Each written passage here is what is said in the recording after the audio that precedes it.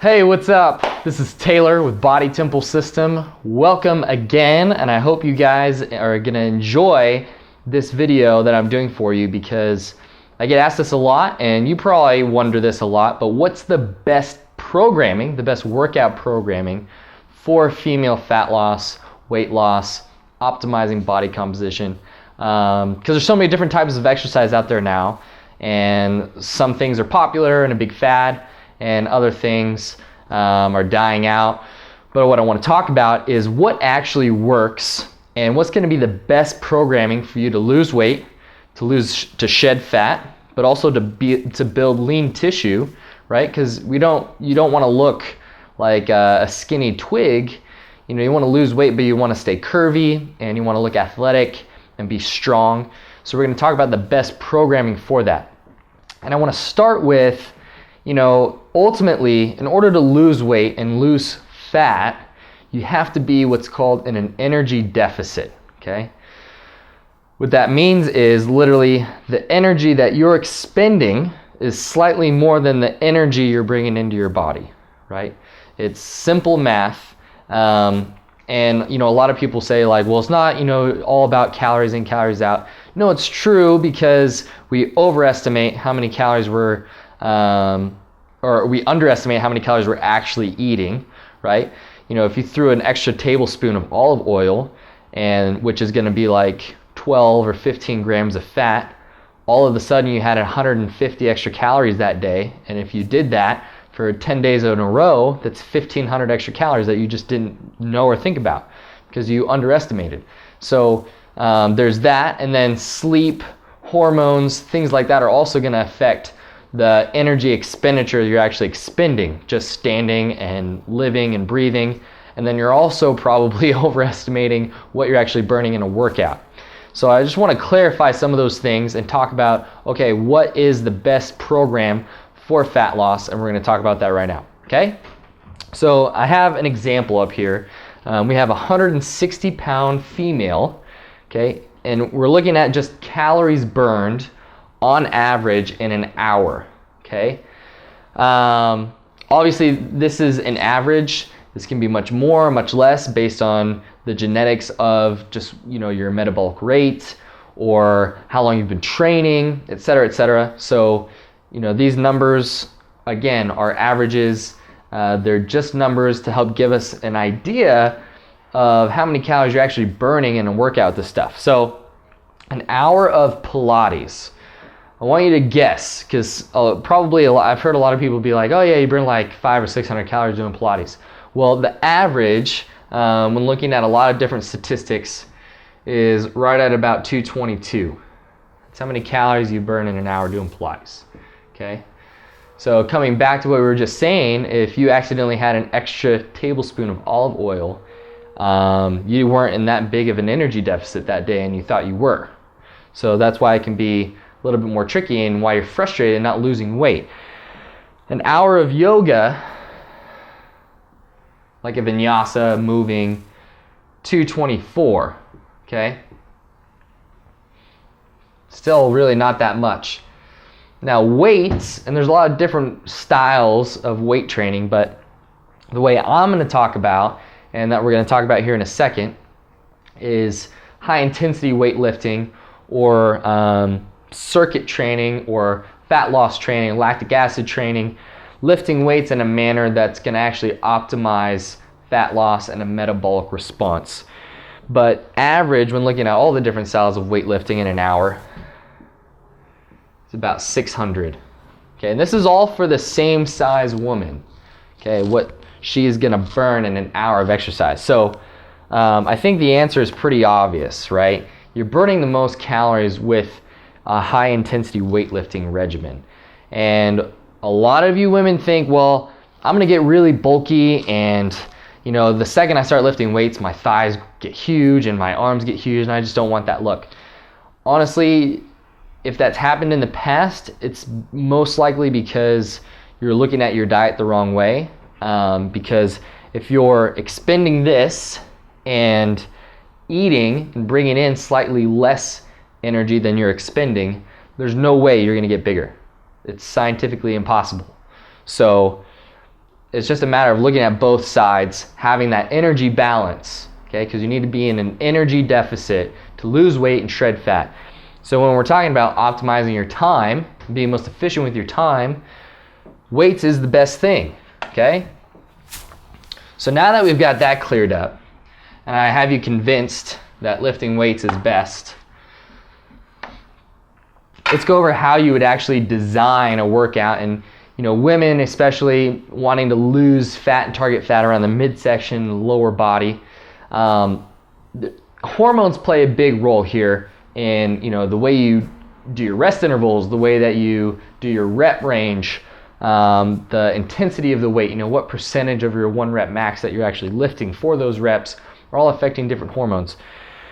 So what we found to be the most effective way is, especially with someone who hasn't lifted weights before, is starting in a slightly higher rep range with a lower percentage of intensity, so a small amount of weight, so that you can get the movement pattern down, have the neurological adaptation where you're literally that mind-body connection, where you're learning to fire those muscles in syncopation, all that kind of stuff. So starting somewhere around the 10 to 15 rep range is where you want to start. And I would say do 2 to 3 week switch ups. And the reason why you wouldn't want to do like random workouts like, well, today I'm going to do 15 reps and tomorrow I'm going to do 8 and next week I'm going to do 25. If you make it too random, you don't let the body have enough time to adapt at the cellular level, at the metabolic level, because you want to have your tissues respond and your metabolism respond. So you need enough time. Usually it's about 8 to 10 workouts of the same style or same rep range, same rest interval. And then after that, you'd want to switch it up. So we'll say 2 to 3 weeks of that rep range, and starting with a slightly smaller volume. So that means like 2 to 3 sets of that 10 to 15 reps with 2 to 3 exercises per muscle group. Okay? So an example would be, if it's a leg day, you'll have a squat, leg press, and leg extension, and you'll do 2 sets of 15 reps. And you're going to keep that pretty consistent. You're going to do that workout every Monday for 2 weeks. Okay, and you would do that with all your different muscle groups and training days. I would say 3 to 4, the frequency would be 3 to 4 days a week. Okay.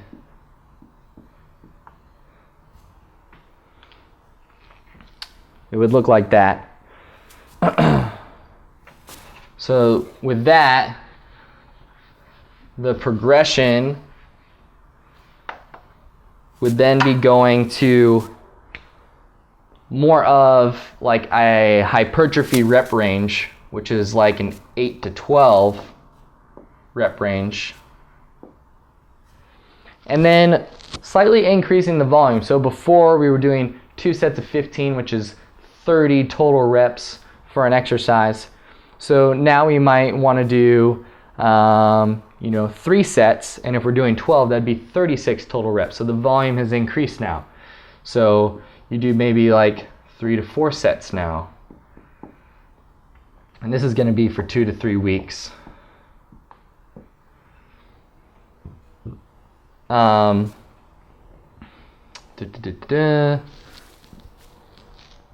Maybe you're doing 3 or 4 exercises now.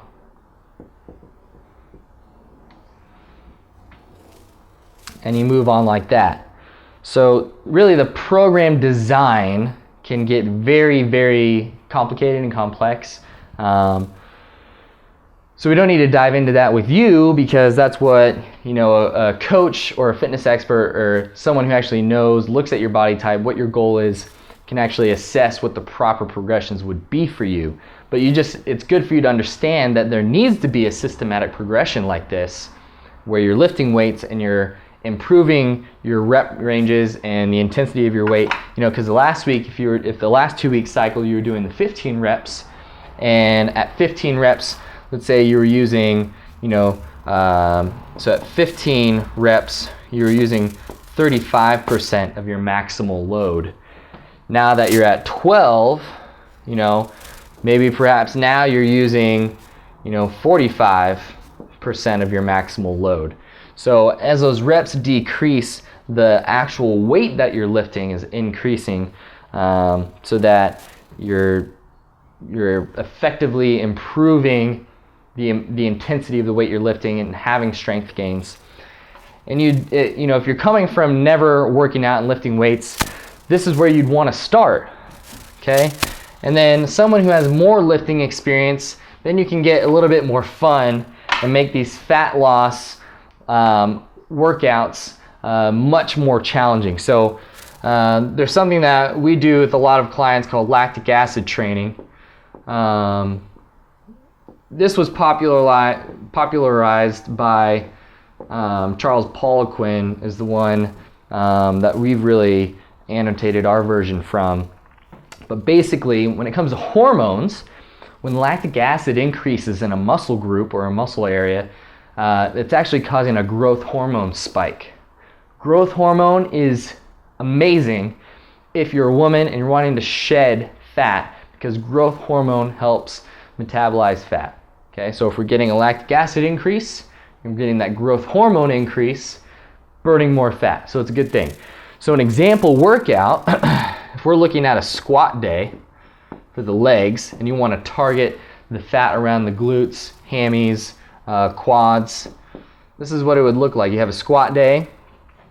You would do a back squat first, and you would do your 6 rep max, and then you would go directly into a leg press. So you'd take about a 10-second